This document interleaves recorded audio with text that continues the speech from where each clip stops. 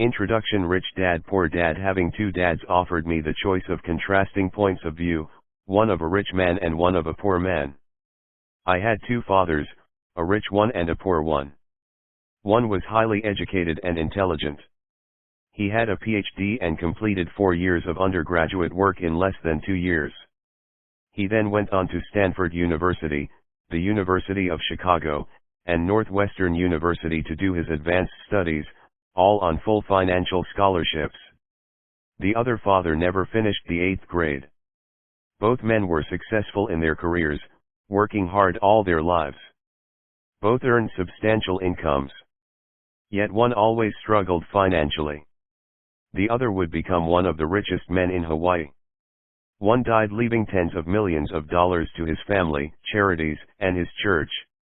The other left bills to be paid. Both men were strong, charismatic, and influential. Both men offered me advice, but they did not advise the same things. Both men believed strongly in education but did not recommend the same course of study. If I had had only one dad, I would have had to accept or reject his advice. Having two dads offered me the choice of contrasting points of view, one of a rich man and one of a poor man. Instead of simply accepting or rejecting one or the other, I found myself thinking more, comparing, and then choosing for myself. The problem was that the rich man was not rich yet, and the poor man was not yet poor. Both were just starting out on their careers, and both were struggling with money and families. But they had very different points of view about money. For example, one dad would say, "The love of money is the root of all evil." The other said, "The lack of money is the root of all evil." As a young boy, having two strong fathers both influencing me was difficult. I wanted to be a good son and listen, but the two fathers did not say the same things.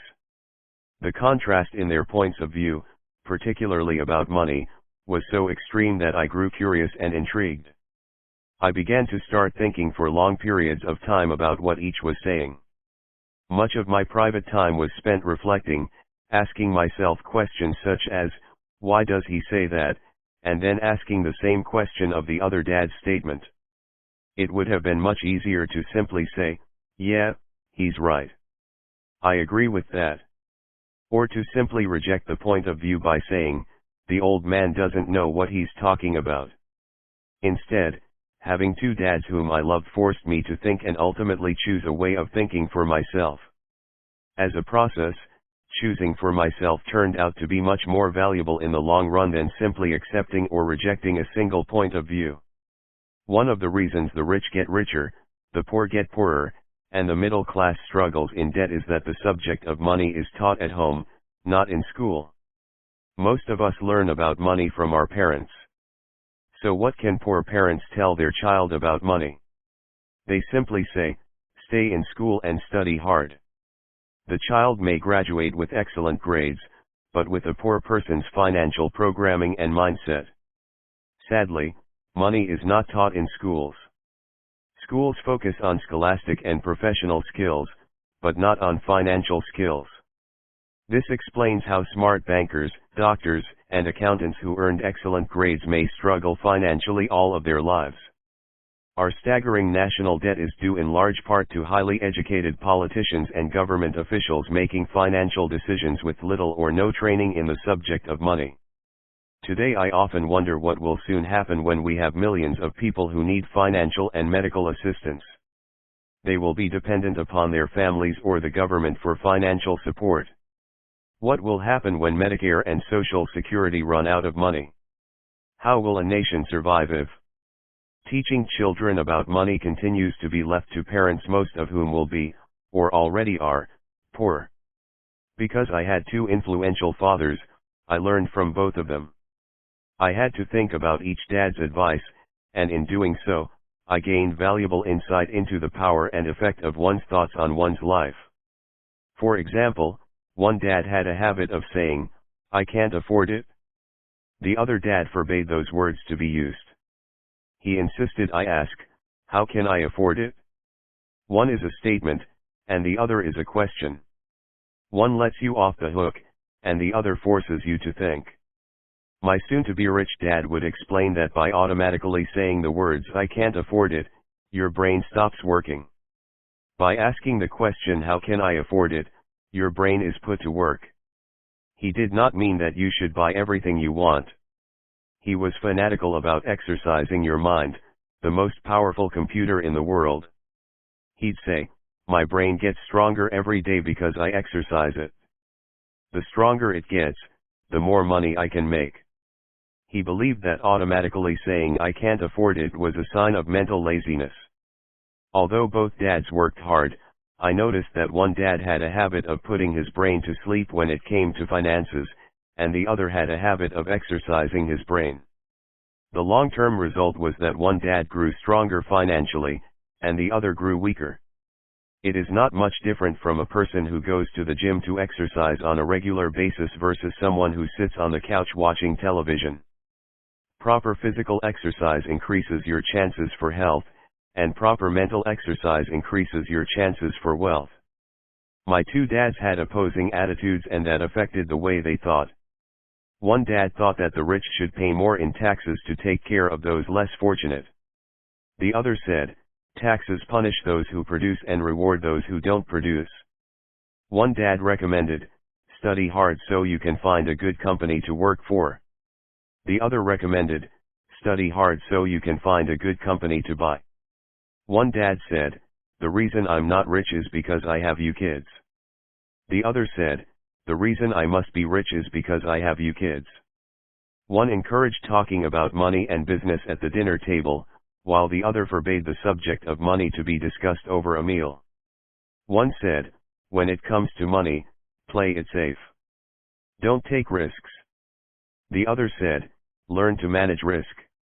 One believed, "Our home is our largest investment and our greatest asset." The other believed, "My house is a liability, and if your house is your largest investment, you're in trouble." Both dads paid their bills on time, yet one paid his bills first while the other paid his bills last. One dad believed in a company or the government taking care of you and your needs. He was always concerned about pay raises, retirement plans, medical benefits, sick leave, vacation days, and other perks. He was impressed with two of his uncles who joined the military and earned a retirement and entitlement package for life after 20 years of active service. He loved the idea of medical benefits and PX privileges the military provided its retirees. He also loved the tenure system available through the university. The idea of job protection for life and job benefits seemed more important, at times, than the job. He would often say, "I've worked hard for the government, and I'm entitled to these benefits." The other believed in total financial self-reliance. He spoke out against the entitlement mentality and how it created weak and financially needy people. He was emphatic about being financially competent. One dad struggled to save a few dollars. The other created investments. One dad taught me how to write an impressive resume so I could find a good job. The other taught me how to write strong business and financial plans so I could create jobs. Being a product of two strong dads allowed me the luxury of observing the effects different thoughts have on one's life. I noticed that people really do shape their lives through their thoughts. For example, my poor dad always said, "I'll never be rich." And that prophecy became reality. My rich dad, on the other hand, always referred to himself as rich. He would say things like, "I'm a rich man, and rich people don't do this." Even when he was flat broke after a major financial setback, he continued to refer to himself as a rich man. He would cover himself by saying, "There is a difference between being poor and being broke. Broke is temporary. Poor is eternal." My poor dad would say, "I'm not interested in money, or money doesn't matter." My rich dad always said, "Money is power." The power of our thoughts may never be measured or appreciated, but it became obvious to me as a young boy that it was important to be aware of my thoughts and how I expressed myself. I noticed that my poor dad was poor, not because of the amount of money he earned, which was significant, but because of his thoughts and actions. As a young boy having two fathers, I became acutely aware of being careful about which thoughts I chose to adopt as my own. Should I listen to my rich dad or to my poor dad? Although both men had tremendous respect for education and learning, they disagreed about what they thought was important to learn. One wanted me to study hard, earn a degree, and get a good job to earn money. He wanted me to study to become a professional, an attorney or an accountant, and to go to business school for my MBA. The other encouraged me to study to be rich, to understand how money works, and to learn how to have it work for me. "I don't work for money," were words he would repeat over and over. "Money works for me." At the age of 9, I decided to listen to and learn from my rich dad about money. In doing so, I chose not to listen to my poor dad, even though he was the one with all the college degrees. There is a difference between being poor and being broke. Broke is temporary. Poor is eternal. A lesson from Robert Frost. Robert Frost is my favorite poet. Although I love many of his poems, my favorite is The Road Not Taken. I use its lesson almost daily. The road not taken, two roads diverged in a yellow wood, and sorry I could not travel both and be one traveler. Long I stood and looked down one as far as I could to where it bent in the undergrowth, then took the other, as just as fair, and having perhaps the better claim, because it was grassy and wanted wear, though as for that the passing there had worn them really about the same, and both that morning equally lay in leaves no step had trodden black. Oh, I kept the first for another day. Yet knowing how way leads on to way, I doubted if I should ever come back. I shall be telling this with a sigh somewhere ages and ages hence. Two roads diverged in a wood, and I took the one less traveled by, and that has made all the difference. And that has made all the difference. Over the years, I have often reflected upon Robert Frost's poem. Choosing not to listen to my highly educated dad's advice and attitude about money was a painful decision, but it was a decision that shaped the rest of my life. Once I made up my mind about whom to listen to, my education about money began. My rich dad taught me over a period of 30 years until I was 39 years old. He stopped once he realized that I knew and fully understood what he had been trying to drum into my often thick skull. Money is one form of power. But what is more powerful is financial education. Money comes and goes, but if you have the education about how money works, you gain power over it and can begin building wealth. The reason positive thinking alone does not work is because most people went to school and never learned how money works, so they spend their lives working for money. Because I was only 9 years old when I started, the lessons my rich dad taught me were simple. And when it was all said and done, there were only 6 main lessons, repeated over 30 years.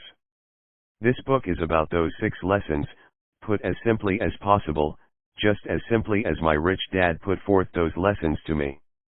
The lessons are meant not to be answers, but guideposts that will assist you and your children to grow wealthier no matter what happens in a world of increasing change and uncertainty.